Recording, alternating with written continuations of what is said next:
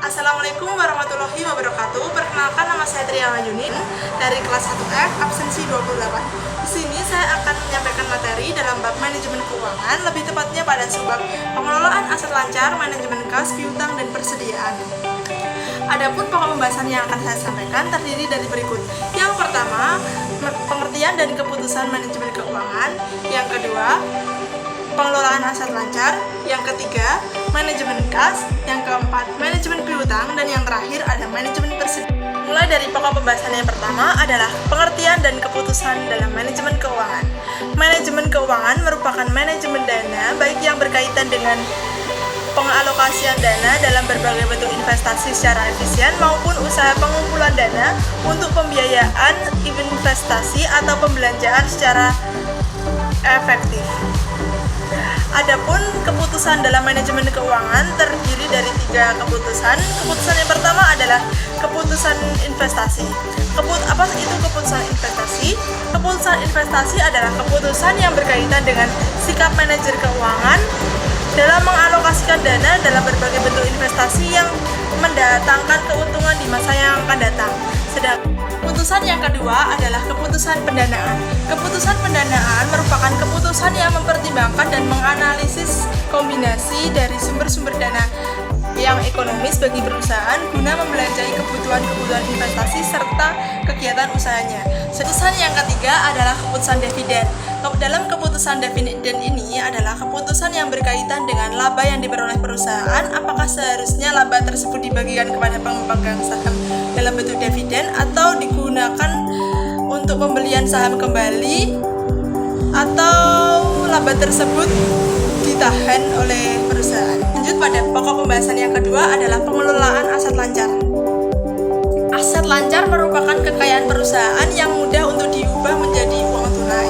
Jenis aset ini dapat diukur secara pasti dengan satuan mata uang. Sedangkan pengelolaan aset lancar sendiri merupakan salah satu pengelolaan yang wajib dilakukan perusahaan terhadap aset lancar yang dimiliki. Pengelolaan ini membantu perusahaan dalam mencatat, memantau, menjaga, dan memelihara aset yang dimilikinya. Lilo dan Lemmer mengungkapkan bahwa manajemen aset adalah sebuah metodologi efisien dan mengalokasikan sumber daya secara adil untuk mencapai tujuan dan sasaran.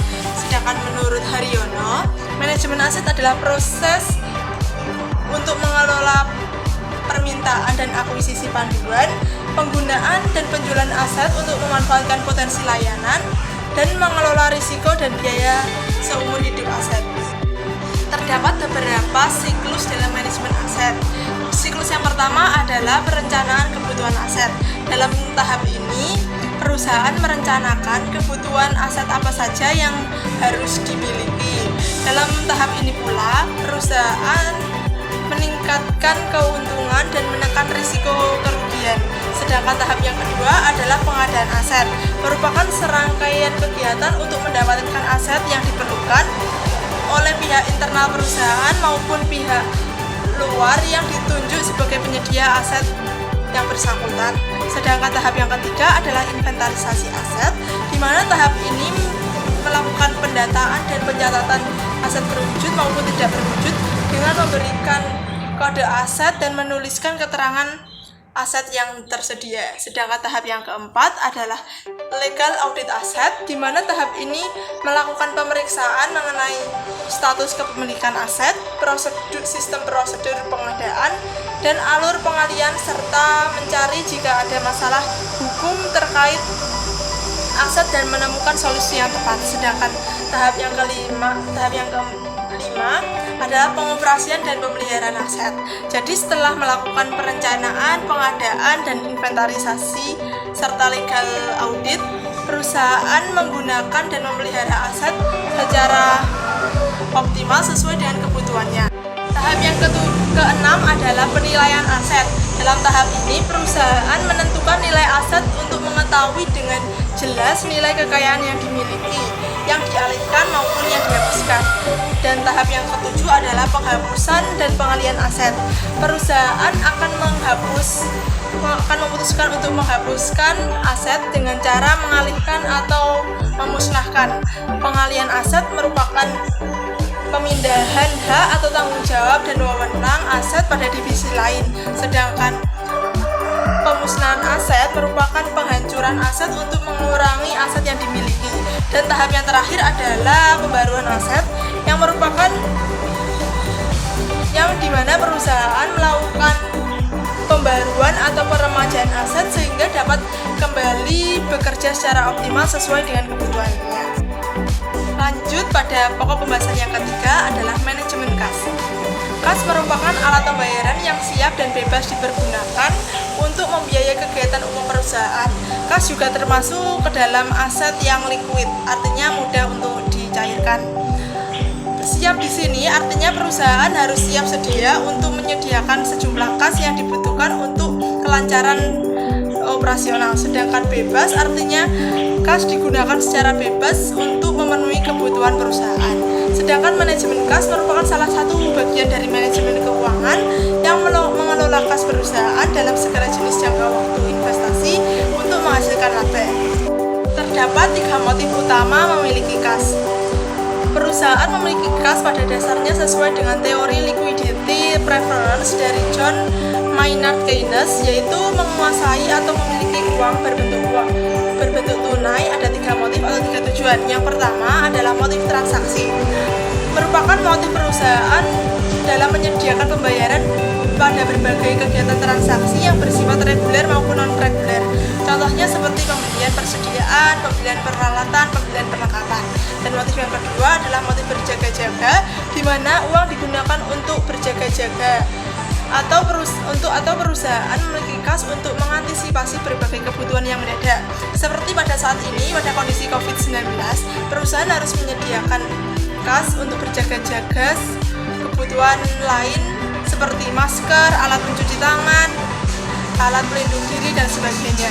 Dan yang motif yang ketiga adalah motif spekulasi, di mana uang digunakan untuk diinvestasikan atau untuk mendapatkan keuntungan di masa yang akan datang. Seperti contohnya perusahaan membeli aset berupa properti tanah, bangunan untuk investasi 5 tahun yang akan datang. Manajemen kas. Terdapat 2 model manajemen kas yang digunakan. Yang pertama adalah model manajemen kas menurut Baumol. William Baumol mengidentifikasikan bahwa kebutuhan akan kas dalam perusahaan mirip dengan kebutuhan dengan persediaan.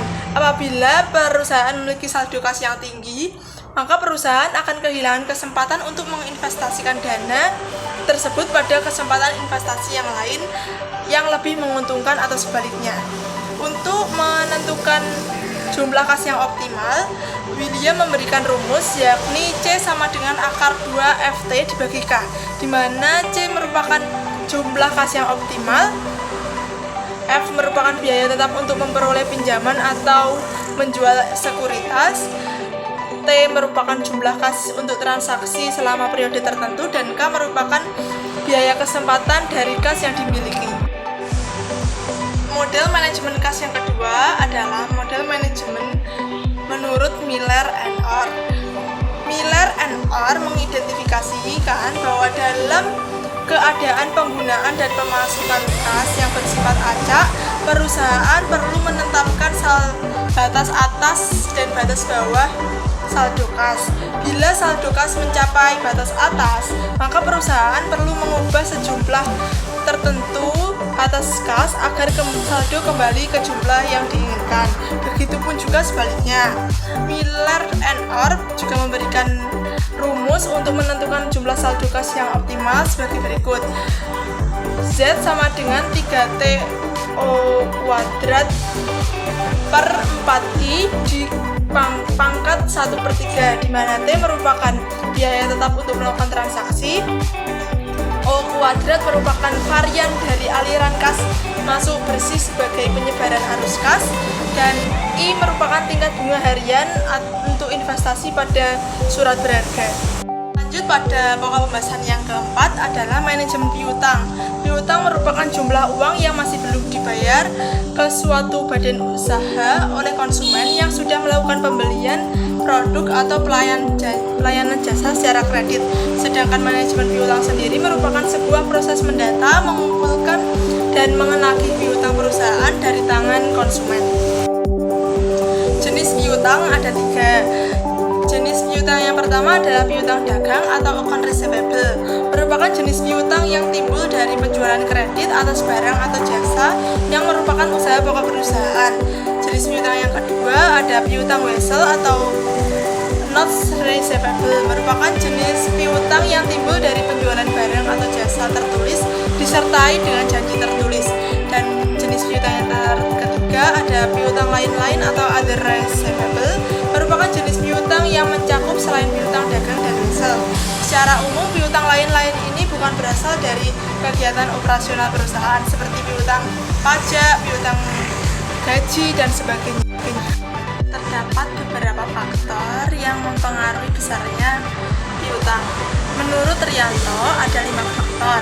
Yang pertama adalah volume penjualan kredit. Semakin besar volume penjualan kredit, maka semakin besar pula investasi pada piutang. Begitupun juga sebaliknya. Faktor yang kedua adalah syarat pembayaran penjualan kredit. Setiap penjualan kredit pasti ada syarat pembayarannya. Misalnya 5/10 N/60. Artinya, bila piutang dibayar paling lambat 10 hari dari tanggal penjualan, akan diberikan diskon sebesar 10% dan batas akhir pembayaran adalah 60 hari. Semakin panjang jangka waktu kredit yang diberikan, maka semakin besar investasi pada piutang. Faktor yang ketiga adalah ketentuan tentang pembatasan kredit atau biasa disebut dengan plafon kredit. Plafon kredit digunakan untuk masing-masing pelanggan, tidak harus sama, tergantung dari besar kecilnya usaha yang dimiliki oleh pelanggan. Semakin besar plafon diberikan untuk pelanggan, maka semakin besar investasi dalam piutang. Faktor yang keempat adalah kebiasaan membayar pelanggan. Kebiasaan membayar ini menyangkut memanfaatkan diskon periode oleh pelanggan. Artinya, semakin sering pelanggan memanfaatkan diskon periode, maka semakin kecil investasi piutang yang ditanamkan. Dan faktor yang kelima adalah kebijakan dalam pengumpulan piutang.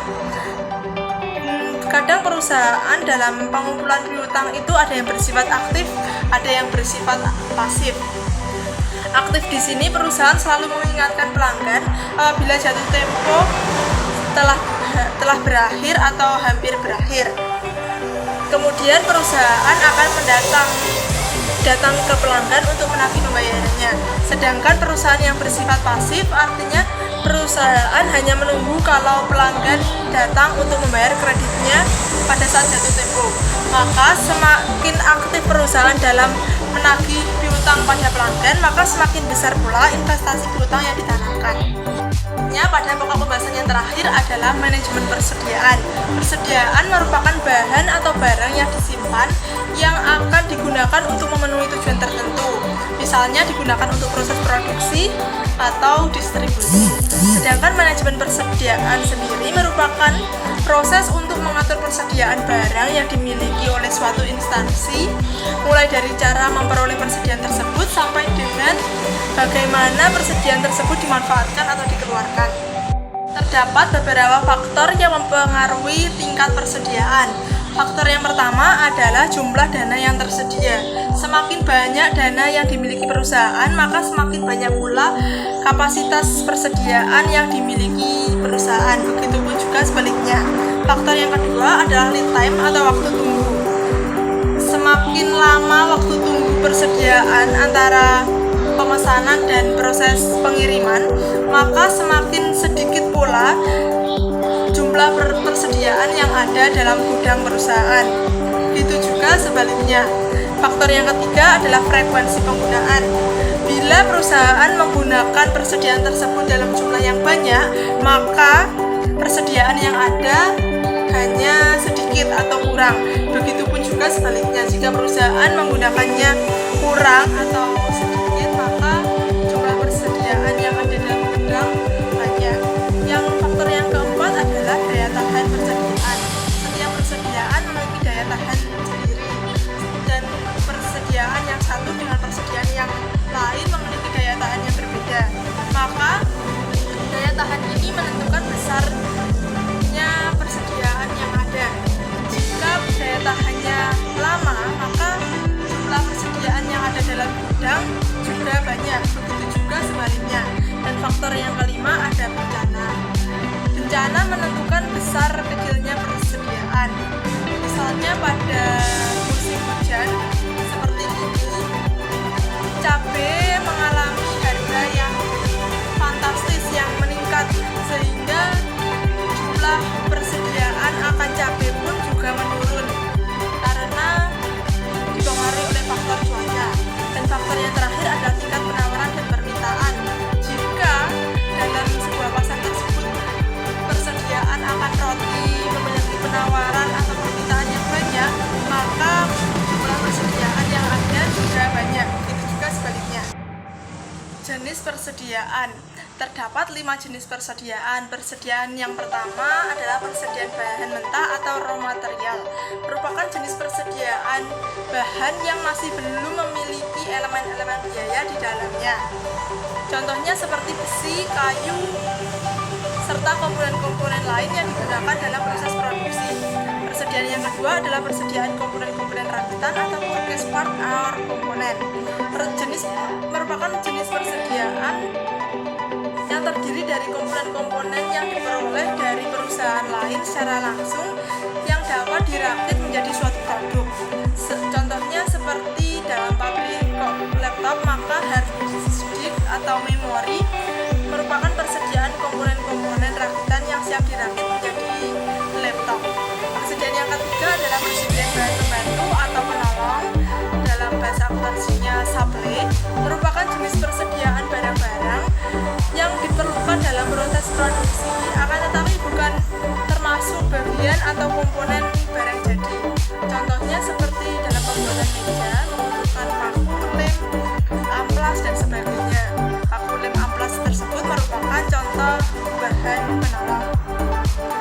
Jenis persediaan yang keempat adalah persediaan dalam proses atau work in process. Merupakan jenis persediaan yang belum selesai sepenuhnya dalam proses produksi. Contohnya seperti roti yang sedang dipanggang, baju yang masih disablon, sepatu yang belum selesai diwarnai, dan sebagainya. Dan jenis persediaan yang terakhir adalah finished good atau persediaan barang jadi. Merupakan jenis persediaan barang dagang yang telah selesai diproses atau diolah dalam pabrik dan siap dijual atau dipasarkan kepada konsumen. Contohnya seperti roti yang dipajang di etalase toko, baju yang siap dipakai dan dijual di rak-rak toko, dan sebagainya. Lalu terdapat metode manajemen persediaan. Terdapat 4 metode yang biasanya digunakan. Metode yang pertama adalah metode EOQ atau Economic Order Quantity. Merupakan jenis metode persediaan di mana pembelian persediaan berdasarkan jumlah pesanan yang diterima. Dan metode persediaan yang kedua adalah metode MRP atau Material Requirement Planning. Merupakan perencanaan dan pengendalian persediaan untuk menjamin material atau bahan baku selalu tersedia untuk memenuhi kebutuhan perusahaan. Dan jenis metode yang ketiga adalah metode JIT atau Just in Time. Merupakan jenis metode persediaan yang mengusahakan perusahaan tidak menyetok atau memiliki persediaan. Dan jenis metode yang terakhir adalah metode analisis ABC. Merupakan metode penggolongan persediaan yang diberikan berdasarkan nilai persediaan. Sekian materi sudah saya sampaikan, semoga bermanfaat. Mohon maaf apabila ada kesalahan kata dan kekurangan dalam penyampaian materi. Saya akhiri